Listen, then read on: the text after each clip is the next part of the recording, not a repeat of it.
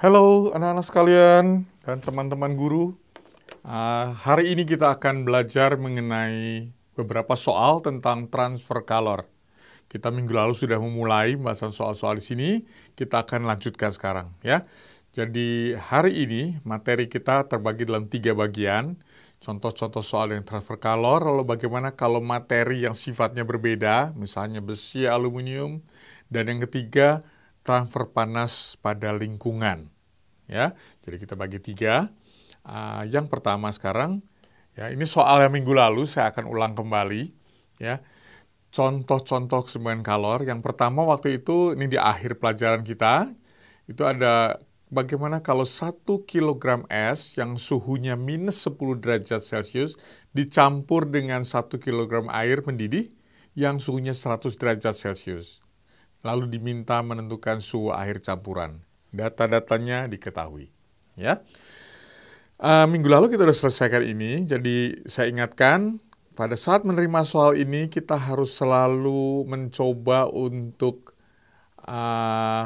membuat scratch dulu, coret-coretan dulu, ya. Kira-kira berapa suhu akhirnya? Karena kita punya 3 posisi di mana suhu akhirnya bisa berada. Posisi pertama adalah kalau suhu akhirnya di bawah sini, sebelum 0. Posisi kedua kalau suhu akhirnya 0, dan posisi ketiga kalau suhu akhirnya di atas 0. Nah, itu perlu ditebak dulu.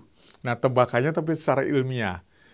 Ya, saya membuat scratch, sudah saya buat scratch di sini ya, bahwa saya memisahkan bagaimana kalau kita meneliti berapa kalor yang tersisa atau kelebihan pada suhu 0 derajat Celcius dalam kondisi air ini. Ya. Nah, yang menerima panas adalah es. Kalau sampai jadi air 0 derajat seluruhnya, dia akan menemukan nilai Q1 dan Q2 di sini. Yang nilainya adalah 1000 kali 0,5 kali 10 ditambah 1000 kali 80. Jadi 85.000 kalori. Ya. Sementara kalau dari air yang 100 derajat turun menuju ke 0 derajat, maka dia melepaskan kalor 1000 kali 1 kali 100 dikurangi 0. Dan itulah 100.000 kalori. Kelihatan bahwa Q yang dilepaskan lebih besar. Artinya, ya, yang menerima panas masih akan naik suhunya di atas 0. Ya, karena yang dari bawah lebih kecil kalornya. Jadi masih ada kesempatan dia untuk naik lagi di atas 0 derajat. Nah, jadi kita sekarang bisa simpulkan bahwa yang lain ini salah, ya. Tidak ada T di bawah 0. Inilah yang menjadi suhu akhirnya, TA, di atas 0 derajat ini. Nah, maka kalau begitu kita bisa sekarang membuat rumusan asas Black. Ya, asas Black bilang apa? Asas Black mengatakan bahwa Q lepas sama dengan Q terima. Nah, Q lepas kita di atas ini. Q lepasnya adalah sebesar massa air panas, artinya 1000, dikalikan 1, kalikan 100 kurang TA, karena suhu akhirnya TA. Pak, kok beda sama yang tadi ya? Ini kan cuma scratch. Jadi ini kita nggak usah lihat lagi ya. Udah selesai. Cuma scratch. Itulah yang disebut Q lepas. Kalau saya uraikan satu persatu, berarti di sini ada 100.000 dikurangi 1000 TA. Itulah Q lepas. Bagaimana dengan Q terima? Yang menerima panas adalah S ya. Pertama S harus naik sampai ke 0 derajat. Itulah Q1. Q1 ditambah Q2, yaitu seluruh es mulai melebur, dan ditambah Q3, yaitu suhu air bekas es tadi naik sampai ke TA. Nah, kalau kita masukkan rumusannya, ini adalah tadi udah kita hitung, langsung aja 5.000. Q2-nya juga sama, udah kita hitung tadi 80.000, ditambah 1000 kali TA, kali 1 ya, kali TA minus 0. Ya kan? Nah, maka kita dapatkan hasilnya berapa? 85.000 ditambah 1000 TA. Dan itu sama dengan Q lepas yang tadi. Maka bisa kita masukkan, ini adalah sama dengan 100.000 dikurangi 1000 TA. Pak, 1000 sama 1000 nggak saling menghilangkan? Nggak. Karena sebelah kiri minus, sebelah kanan positif. Berarti kalau mereka digabung ke satu ruas, mereka malah saling menjumlah. Ya. Nah, kalau kita gabung ruasnya, berarti di sini akan jadi 100.000 dikurangi 85.000, pindah ke ruas kiri, sama dengan plus 1000 TA ditambah 1000 TA lagi. Nah, kita dapatkan kalau gitu TA atau suhu akhir adalah 100.000 kurang 85.000 berarti 15.000. Tapi ada koefisien dari TA itu 1000 ditambah 1000 kalau itu 2000. Maka hasilnya adalah 7,5 derajat Celcius. Itulah suhu akhir TA. Ya, ini udah kita kerjakan kemarin. Nah, soal selanjutnya adalah pertanyaannya bagaimana kalau airnya kita kurangin. Air panasnya bukan 1 kilo, tapi dikurangi jadi 500 gram. Apa yang akan berubah? Ya, kita akan coba kerjakan. Ya. Nah, kalau ini kita lanjutkan, airnya dikurangi separuhnya. Maka soalnya seperti ini, 500 gram air mendidih dicampur dengan 1 kilogram es. Ditanya juga, nanti berapa suhu akhirnya. Ya. Nah, untuk ini lagi-lagi kita kerjakan dengan cara yang sama. Ya, kita bikin scratch dulu. Kira-kira berapa sih suhu akhirnya? Nah, saya akan lari ke coretan ini lagi. Ya, suhu akhirnya bisa di sini, di atas 0, bisa juga pada 0 derajat, atau bisa di bawah 0. 3 posisi. Ya, untuk meneliti, kita teliti dulu. Air panas yang dari 100 derajat ini, kalau turun sampai 0 derajat, itu melepaskan berapa kalori? Ya, itu berarti 500 masanya dikalikan dengan 1 dikalikan dengan 100 kurang 0. Ya. Hasilnya adalah 50.000. Sedangkan panas yang diterima dari es yang minus 10 di sini, minus 10 derajat, sampai jadi es 0 derajat, sampai jadi air 0 derajat. Berapa dia pakai? Tadi udah kita hitung ya, kita langsung pakai aja 5.000 ditambah 80.000 kan, tadi soal sebelum kita hitung. Jadi 85.000. Nah, berbeda dengan tadi, ya. Sekarang kita temukan ternyata panas yang diterima di sini lebih besar panas yang dilepas. Kalau gitu, suhu akhirnya belum lewat dari 0 derajat. Karena ternyata tidak cukup panas yang dari atas itu untuk meleburkan seluruh es. Lebih besar untuk melebur esnya. Kesimpulannya, suhu akhirnya adalah di sini. TA adalah 0 derajat. Kenapa? Karena panas yang dilepas tidak cukup untuk meleburkan seluruh es. Artinya sebagian es masih berupa es. Suhu akhirnya 0 derajat. Ya, jadi jawabnya jelas. Tentukan suhu akhir TA sama dengan 0 derajat Celcius. Belum semua es mencair. Pertanyaan berikutnya, di sini tanyakan, tentukan jumlah es yang sudah mencair kalau belum semua. Nah, berarti es yang sudah mencair menjalani proses Q1 dan Q2 sebagian. Ya. Jadi kalau gitu kita hitung lagi, Q terimanya berapa? Q terimanya adalah sebesar 1000 dikalikan 0,5 dikalikan 10 tadi ya untuk S ditambah 1000, bukan 1000 karena masanya belum semua, saya salah. Dikalikan dengan massa S yang cair dikalikan kalor leburnya. Lm melting adalah kalor lebur. Itu kalor yang diterima. Ya, sedangkan kalor yang dilepas itu adalah 500 kalikan dengan 100 derajat. Kan suhu airnya 0 derajat kan? Jadi hasilnya harus 50.000 di kanan. Sementara di sini hasilnya adalah 5.000 ditambah massa es, yaitu 1.000 kali, belum 1.000 ya, saya salah. Massa es yang kita belum tahu, massa es yang cair dikalikan 80. Satu persamaan dengan satu variabel yang nggak diketahui. Jadi massa es yang cair kita bisa langsung perkirakan berapa.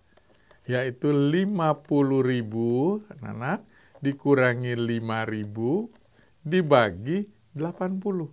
45.000 dibagi 80. Ya, hasilnya adalah 562,5 gram.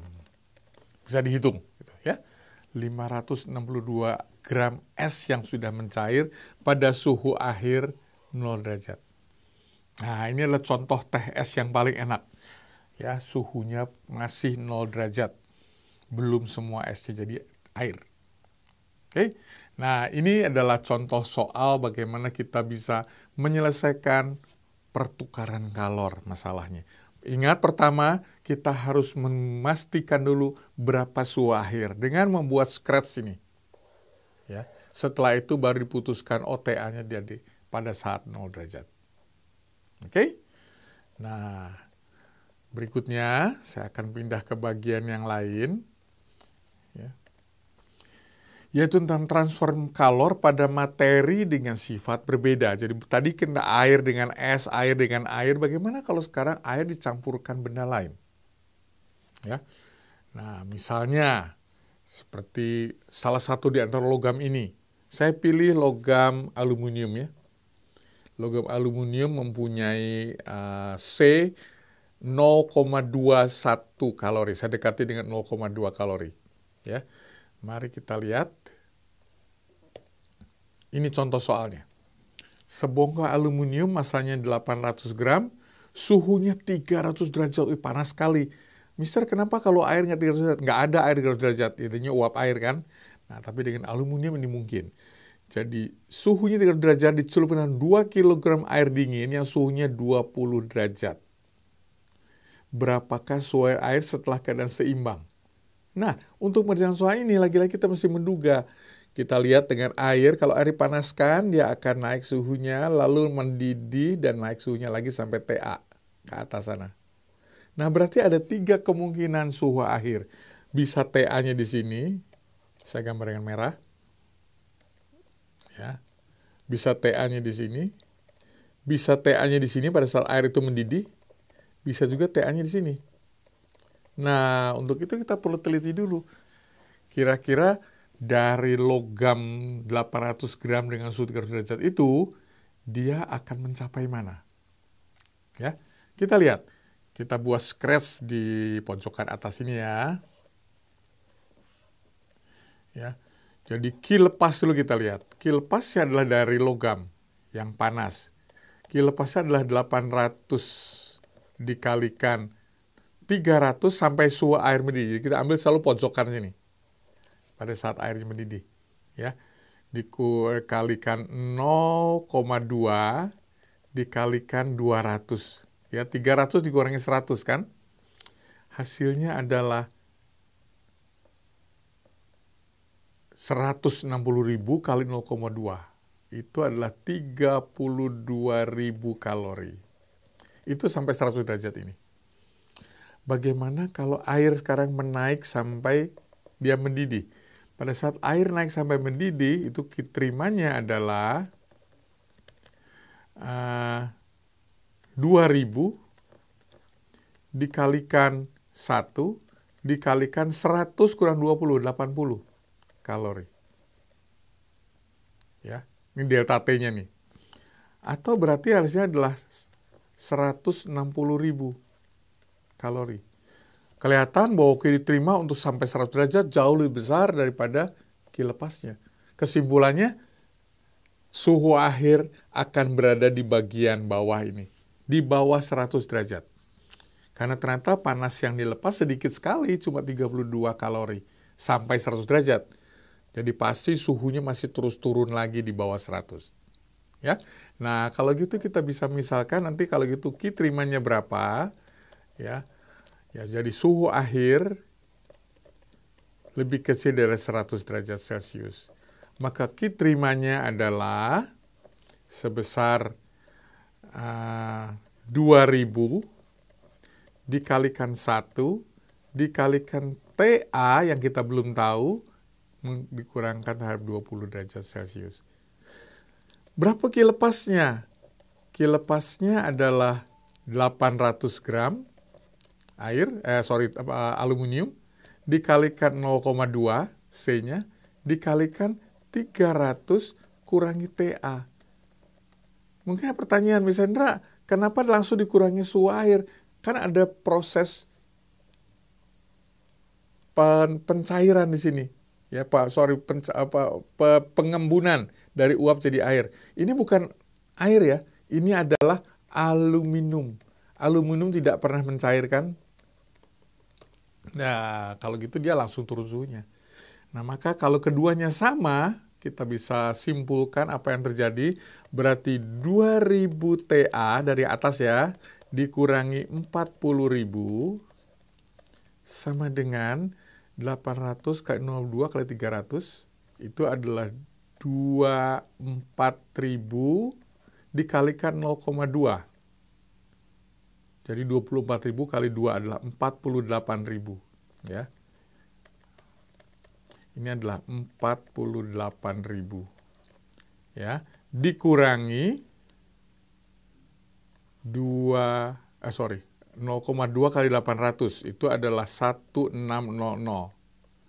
160, sorry. Ya, 2/10 kali 800 160 TA. Nah, kita pakai sebuah persamaan dengan sebuah variabel yang nggak diketahui, maka kita bisa langsung simpulkan 2160 TA kita pindahkan ke ruas kiri kan sama dengan 40.000 ditambah 48.000. Kita temukan nilai TA. Nilai TA-nya adalah 88.000 dibagi 2160. Nah, kalau dihitung itu sekitar 40 derajat ya. Kita hitung aja ya. 216 di sini 8800. Ya. Pertama 4 kali ini ada 864, sisanya adalah 16 0, berarti 40, 160 jadi 1600 per 216 berarti sekitar 7. 7 kali ini hasilnya adalah 215. Berarti ada sisa 88 ya. 880 bagi ini adalah 4 lagi. Jadi 40,74 derajat Celcius. Itulah TA. Jadi ternyata sama aja ya dengan benda lain pun kita bisa selalu menghitung berapa suhu akhir dengan mengingat bahwa benda lain tersebut belum tentu akan mencair seperti air kan, atau akan mengembun. Ini aluminium tidak pernah mengembun kan pada suhu biasa. Oke, nah coba kita lihat yang selanjutnya. Oke. Bagaimana cara menentukan energi panas yang diterima oleh materi? Kadang kita materi menerima panas sekian ribu kalori, sekian ratus ribu kalori. Gimana sih menghitungnya? Nah, kita misalkan di sini sebuah elemen pemanas nilainya 300 watt, anggaplah pemasak air kalian di rumah ya. 300 watt memanaskan air 20 derajat Celcius sampai mendidih setelah 10 menit. Kita bisa menentukan sekarang berapa air yang dipanaskan itu, banyaknya sampai mendidih ya, dan berapa energi yang diberikan. Gimana caranya? Ingat, kita punya rumusan bahwa energi, rumusannya apa sih? Energi adalah daya dikalikan waktu. daya adalah pemanas air tersebut berapa besarnya, waktunya dalam detik ya. Jadi watt dikalikan detik dapatnya joule. Energi dalam joule dan itu adalah watt kali detik. Nah, berarti ada yang berubah dari punya kita apa? Menitnya ini harus jadi detik dulu. Menitnya ini jadi 600 detik. Berarti dayanya adalah 300 kalikan 600 detik, berarti sudah langsung jadi joule. Nah, kalau teruskan dapat ini adalah 18 dengan 0,4, 180 joule. Nah, panas ini semua dipakai untuk memanaskan air dari 20 derajat sampai 100 derajat Celcius. Jadi berapa delta T-nya? 80 derajat. Nah, berarti 18.000 tadi, 180.000 tadi sama dengan massa yang kita belum tahu, dikalikan 1 dikalikan 100 kurang 20 atau berarti 80. Maka massa air bisa kita hitung dengan mudah, yaitu 18.000, 180.000 dibagi 80. Hasilnya, ya 18 bagi 8, 2. 20 bagi 8, nah 2 lagi, 5, ya, 2250 gram. Oh, sorry, 225,0 saya salah. Tadi kita salah 18 kali, oh enggak, betul 2250 gram, 2250 gram. Ya, itulah caranya menentukan massa air yang dipanaskan. Oke, nah ini contoh soal yang berikutnya. Kita lihat yang lain lagi. Ya. Bagaimana kita bisa menentukan kalor jenis materi? Oke, kalau kalor jenis materi, itu rumusnya adalah C ya, C kecil ya.